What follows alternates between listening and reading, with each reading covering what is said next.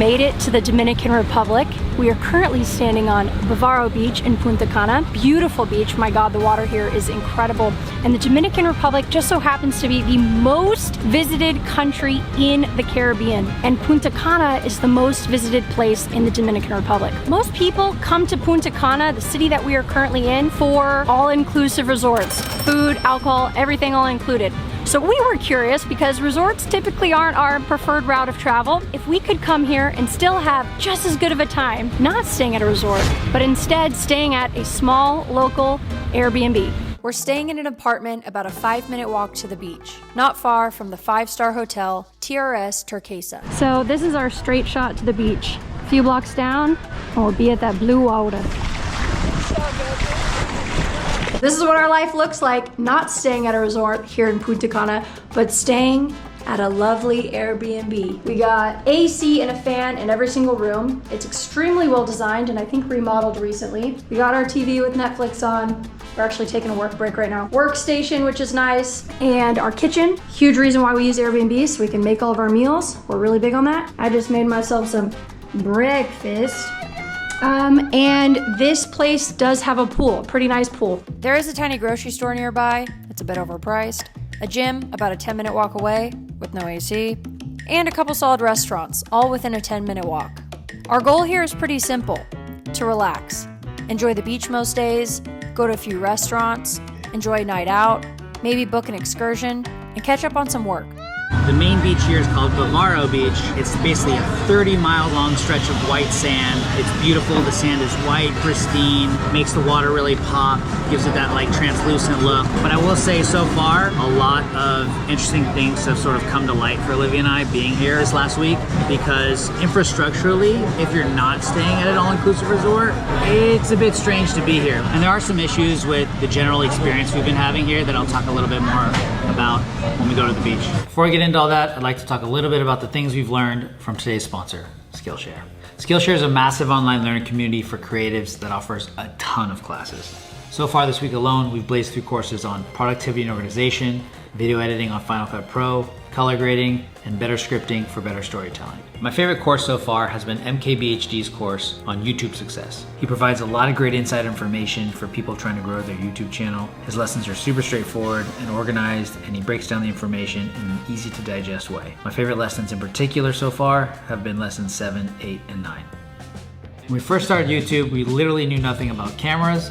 We knew nothing about editing. We knew nothing about scripting videos. We went at it completely alone. Skillshare could have been a great tool for us then had we known about it. So having these courses available now on specific things we could apply to our business, like better editing, color grading, graphic design, animation, and illustration, there's a lot we can level up on. So if you're looking to acquire some new skills, the first 500 people that use our link in the description below will receive a 1-month free trial of Skillshare. A big thanks to Skillshare for supporting our channel.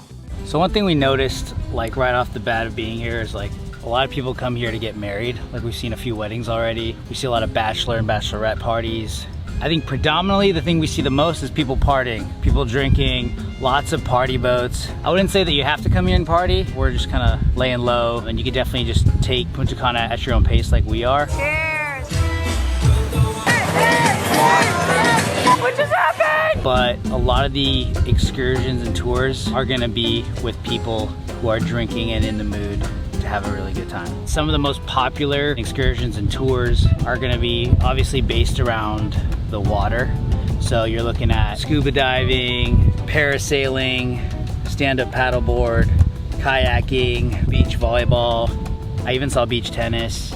Buggy adventures. A lot of people get on like a buggy and go off-roading. Rum tasting. Rum is, I'd say, the primary alcohol here in the Dominican Republic. Going to Sauna Island, that's also a very popular one because Sauna Island has some of the most beautiful beaches here. And of course, you just have a lot of like beaches to choose from, but I'd say to get to explore those beaches, you have to rent a car. So renting a car and going to like Playa Macao or Playa Juanillo or places that are like, 30, 40 minutes away, that's also something that a lot of people do. Dude, the water's so nice. I will say this part of the beach is not the absolute most blue. That's the beauty, I think, of this beach. It's like we can just beach hop today, go to different little inlets, and the clarity totally changes. And different vibe too. Like this is where all the excursions are, like the parasailing, party boats, A lot of people walking also here selling the excursions. They'll come up to you and be like, hey, want to get on a boat right now? 50 bucks.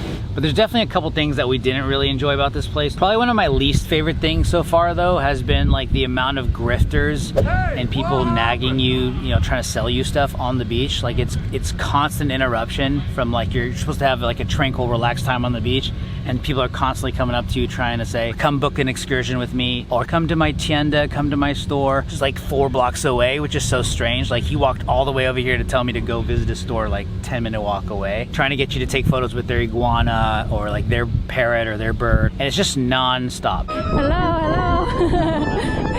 All right, so this is our entrance to the beach.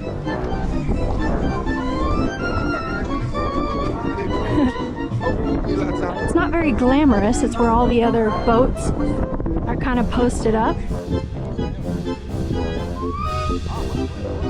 Hola. And when you sort of leave the resorty areas, you'll definitely see interesting characters. There's such a large amount of people that immigrate here and come here. I think during COVID, they had like over 3 million Haitians come over here because the conditions in Haiti were so terrible and the corruption is just awful there. And so people come here looking for better opportunities. There's Colombians, Mexicans, from a lot of Latin countries they come here, which creates a cool atmosphere, a very international atmosphere. But at the same time, the environment is very competitive here. People are really struggling to make a good living. Prices have gone up considerably since COVID, even from selling souvenirs and items for tourists. Like the cost is like tripled or quadrupled since COVID. Right now we're at a slow season here, so people are probably even more aggressive in terms of sales. Like they're approaching you because they're desperate to make a buck. Next month things pick up because it's summer again and more people are traveling, but it's not very busy. And I guess on the bright side, that's another thing too, is like this beach is not that crowded every day, even on a weekend. Like today's Saturday morning, there's like nobody here. Another thing that kind of surprised us is there's quite a lot of sargassum, which is that seaweed that you'll see. And it comes at certain times of year. Right now, it's here. So that being said though, I will say, because Bavaro Beach is so long, there are certain pockets of the beach that have less seaweed than others. So it's not so bad, and it's not really hindered us from having a good experience here. The stench in some places, you can smell it, because there's like piles of it. But I guess everyone has to kind of do their own research to know ahead of time whether there's going to be seaweed on the beach or not. We did see groups of people cleaning it the best they can, but I mean, there's a lot, so I don't know how well they can do. They're just cleaning probably in front of that specific resort because they're paid to do so for the guests. Another thing that kind of surprised us was it feels a little bit elitist if you don't have a wristband. Like if you're not part of a resort, you feel left out, man. You feel left out to dry. So basically, we felt pretty limited here as non-resort goers. And what's kind of been shocking is just how private these resorts are. They're so exclusive and so private in the sense that if you're a guest at one of these resorts, you're confined to the amenities of only that resort.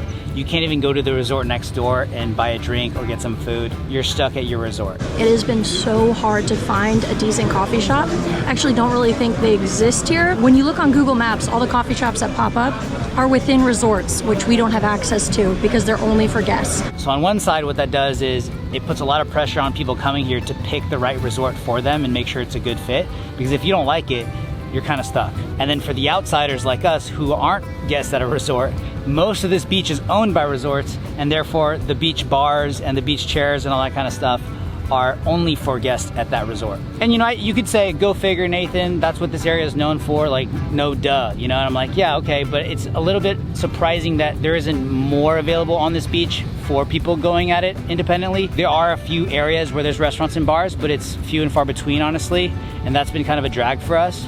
If I had to describe it, it's basically a bubble. Punta Cana feels like a bubble within the Dominican Republic. And of course, I don't expect it to be the most authentic cultural representation of Dominican people and the Dominican Republic as a country. It's just that it feels so far outside of what we were hoping to have here. We were hoping to have a good mix of like the local culture and the local people, but here you're completely separate. It's totally resort life, total touristy vibes. And I assume that the main reason they're so strict here with like resort access is for safety and security measures. And the one thing I've gotten the most from talking to locals here is they all tell me the same thing, which is you've got to venture outside of this bubble. Like every single local is like, you got to explore these other areas of the Dominican Republic because that's where the real heart of this place is, and you're not gonna find it here.